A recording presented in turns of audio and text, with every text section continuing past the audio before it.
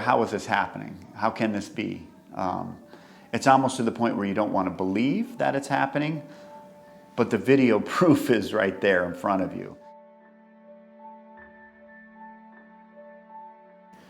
She said, well, let's get an EKG. So they did, and then from there I went to a stress test. And from the stress test, showed abnormalities to a catheter, and from the catheter it showed blockages.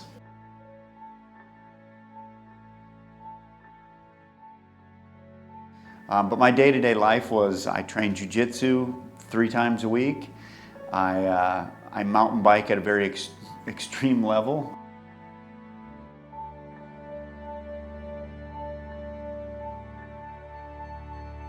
I knew that this was going to happen at some point in my life because of family history, but I was trying to reverse the effects. I had quit drinking 3 years earlier and was trying to pay debts back by exercising and getting my heart in good shape. And unfortunately, some of the damage was already done.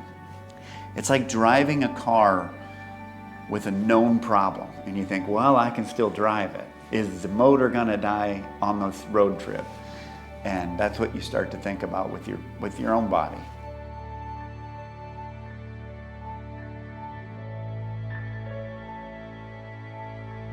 Obviously I had fears with going into the surgery, but I have the utmost trust in Dr. Lee, you know, knowing his history and knowing the team that was going to be working on me. You do obviously have apprehensions because you're going under. You don't know what's going to happen. You don't want to look it up. You know, I mean, you know they're cracking your chest open, you know they're doing all that.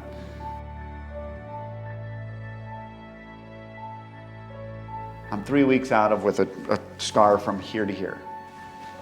I didn't think that was going to happen, but it did.